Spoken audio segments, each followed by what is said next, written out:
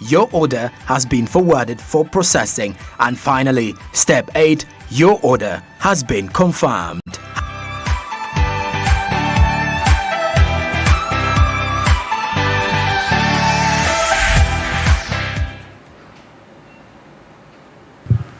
We have a glaring problem at hand, Right Honorable Speaker.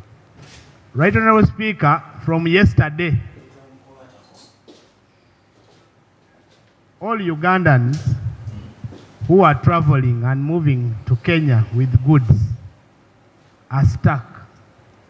Actually, Right Honorable Speaker, I don't know how the Honorable Macho missed this, but from Bugiri, almost to Busia, Ugandans are not allowed to go into Kenya. Right Honorable Speaker, it is a crisis that is a very serious crisis that Ugandans are not allowed to enter with their goods because of the strike that is taking place in Kenya. Right Honorable Speaker, information. She comes from the border, Right Honorable Speaker. Thank you. Which border? Goods, even trucks from the other side, the fuel trucks from the other side of Kenya cannot move. It is now 3 days down the road. They have been packed, so they cannot cross over, meaning that the challenge that we had last year of fuel crisis may arise again, Madam Speaker. Times government does not come in to respond, and things keep on building up. So the procedural matter I wanted to raise, Right Honorable Speaker, wouldn't it be procedure right for you to guide us and direct government to come and communicate to us the proposals they have, because this is something that is already taking place. The strikes are going on, fuel is not entering, our traders can't do business, and things are getting stuck. Before we reach the final worst situation, couldn't government come and give us a word and promise and tell us what they are going to do as government, so that we move in an organized manner? Right. Thank you, government. This issue, first of all, involves two ministries. On the side of taxes is the Ministry of Finance, Planning and Economic Development. Then also you have the Ministry of Transport and Works. Then you also have now 3 ministries, the Ministry of Trade. I believe that the 3 ministries, but since finance is here, because we are also seemingly losing revenue, finance can undertake to lead the other 3 and see how best to respond to the issue at hand. Honorable Senior Matia, with the permission of the Speaker. It has been raised, we shall handle it. We shall handle the issue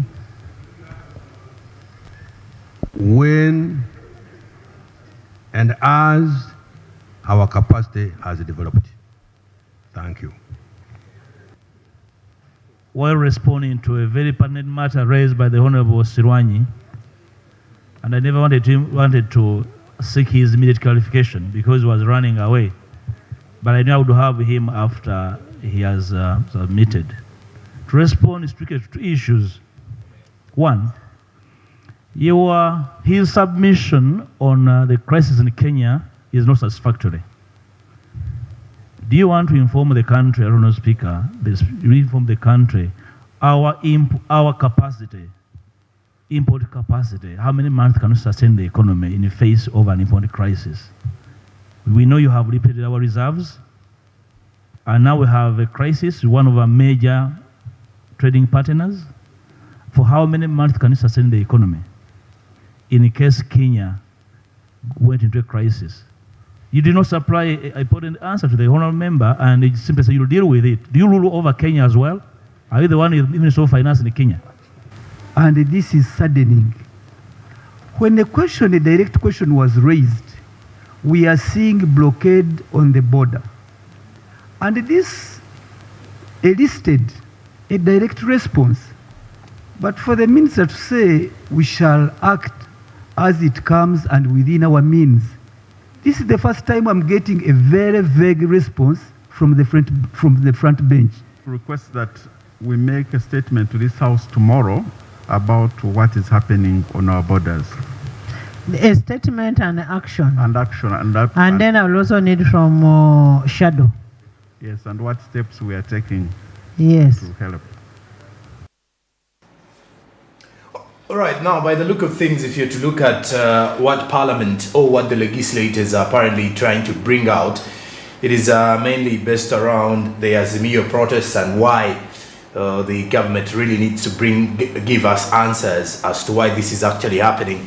Because by the look of things, the truck drivers are still stuck on the border, and this is one of the reasons that as to why most of them are saying this is going to affect the provisions of trade and of course the issues dealing with moving together in this kind of situation. Of course, whenever there is a situation in Kenya, it has to affect us directly here, either in the short run or in the long run. So you never, if you will actually expect a little bit of increment of some few commodities in the next few days or in the next few weeks from now.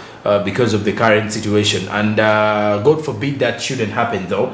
However, the members of parliament are still asking government to come and intervene because such situations will harm the business in the country, with the fact that truck drivers or container carriers are still stuck at the border. Many of them had put their their guns down, I should say, or their tools down. Which tool is the steering wheel, to join the rest of the Kenyan people to go in there and strike.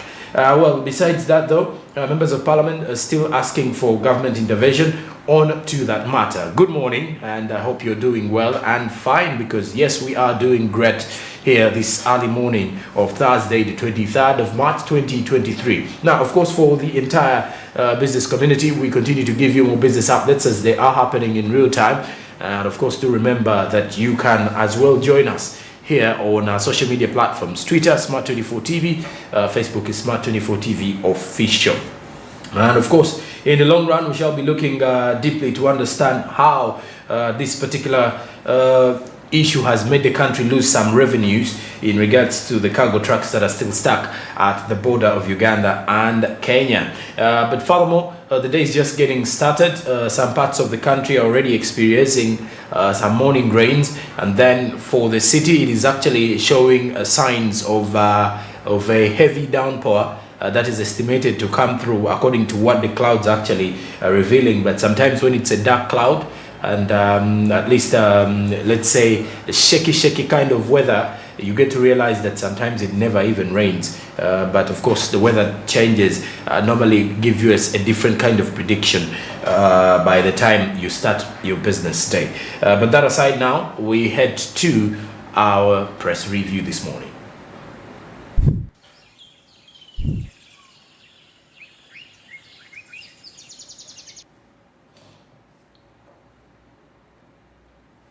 And right now, with the press review this morning, we have the New Vision and the Daily Monitor to look at the perspective of business. And with the New Vision, we have MPs approving 14 billion shillings for the teachers' pay. As by the look of things here, Makere holds renovations included in this one. A-level curriculum review has also been given more funds, according to what is being highlighted here with the New Vision. Then furthermore, Uganda exports military gear to Equatorial Guinea. This is another one here, according to what is being highlighted. President Museveni being shown armed forces uniforms for export made by the Nyanza Textile Industries Limited, that is NITIL. And of course, this was being presented to President Museveni by the chairperson of NITIL and the vice chairperson. That is as of yesterday. Now, furthermore, the Iron Sheet saga takes a different twist, as the Office of the Prime Minister officials have been quizzed. Another one in here for the issues to do with the Iron Sheet saga in the country. Then there is a new study as contraceptives increase breast cancer risk. This is a health concern where most of the, of course, the females need to be very warned or should be cautioned about the use of the continuous use of contraceptives in here. Now also there are other details coming here concerning more business as Ramadan kicks off. The business community is also preparing as, of course, as we're heading into Ramadan rather. The business community has been cautioned to be very ready for such times. And of course, also by the look of things here, Muslims have also been urged to behave well. Then President Museveni has called in Asians and has reminded Ugandans that Asians are partners in development. This was happening yesterday at Speaker Resort Munyonyo, where President Museveni was being welcomed by Sudhir Rupaleria and Honorable Evelyn Anite in there. So that is according to because in between the lines here, you get to realize the importance of Uganda and Asia, and of course the trade between Uganda and Asia, how it has been very important, and why it is actually needed for us to strengthen these relations in the next few years or so. Now, besides the new vision, we have the Daily Monitor still this morning. The Daily Monitor says that the vaccine factory owner seeks 2.2 trillion shillings bailout.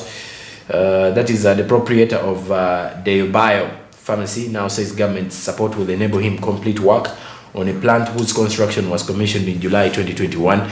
That was in Matuga, north of Kampala. Now, meanwhile, the Finance Minister, Matia Kasaija, says that they will co-invest in the project. Now, furthermore, Uganda exports security uniforms to Equatorial Guinea, as President Museveni was receiving the chairperson and vice chairperson of NITIL yesterday with the sample of a consignment of the country, of what the country dispatched to the Central African country, Equatorial Guinea. Then furthermore, in the regional news, still with business, Jumani Bridge works have taken shape after 15 years. And then not only that, there is something to do with the offenses and penalties in the new anti-gay legislation, as the international bodies and of course different government organizations away from the continent are eyeing the country on this particular tabled bill. And then furthermore, in the other issues, the Marburg next door government deploys a heavy scrutinizing team at the Tanzania border, as there is a very big one in regarding to the Marburg outbreak. Then Muslims start holy month of Ramadan. The Daily Monitor has another detailed report coming on this particular morning, where you can easily get yourself a copy and try to see what is happening from the business perspective.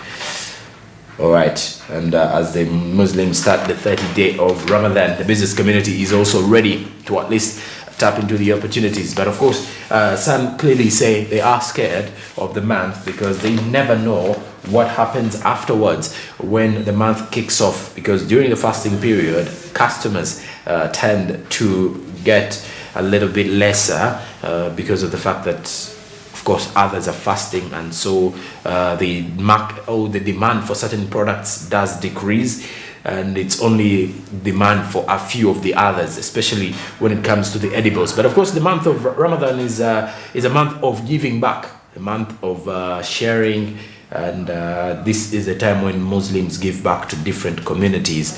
And to the Muslim Brotherhood, we do wish you well in this month, in this holy month of Ramadan. And of course, for the Christian community, the month of Lent is still ongoing, and it will only come to an end on Good Friday.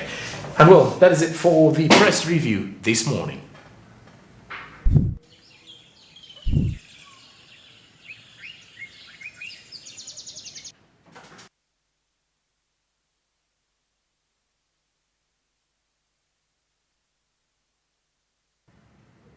And right now, besides the press review, on a day like Thursday, when we do head into the international updates today, we're going to be looking pretty much to do with the Credit Suisse, a bank that is a credit-oriented bank that has been in place for quite some time.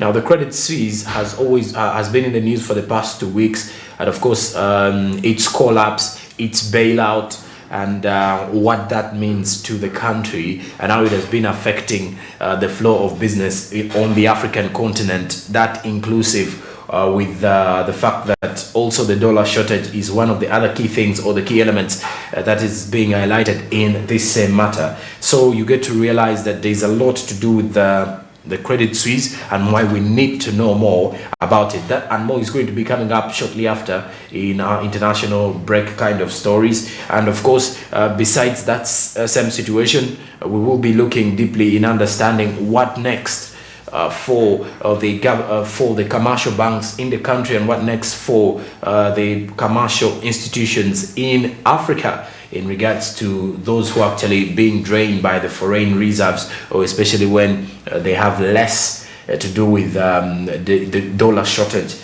which is actually hitting us hard this time around. But of course, besides that, it's 22 minutes of the hour of 7 o'clock, and on a day like this one, it's not that busy for the traffic flow. When you look at some of the joining areas to the city, it is not that busy yet. Because it is a Thursday. Normally Kampala gets so busy early in the morning at around 7. That is with that is on Mondays and Fridays. But on days like Thursdays, very few people normally hit the road earlier. Some actually hit the road at around midday, because it doesn't look to be so busy for the formal offices or for the formal casual kind of jobs. But besides that as well, as we continue to give you more of the business updates, please do remember that you can grow and be part of the investments in no data, no problem. Investing in Zabu allows government bonds and other securities with the Zabu platform. Star 292 hash is the USSD code that you'll definitely use to invest in government bonds and, of course, kickstart off your investment journey. Zabu, my money, my future, Altec East Africa. Do something new. And of course, what something new can you choose to do today is by investing in government bonds. And of course, you can be part of the ever changing world of investment. Star 292 hash registration is with your national identification number, and then remember that you can be part of that. The market's open at 8:15 a.m. Closing time is 3:15 p.m. East African Standard Time. Zabu, my money, my future. Altec East Africa, do something new. And well, of course, after the break, I'll be getting back with the latest from Karibu East Africa, and of course more from the international updates. Stick around. Good morning.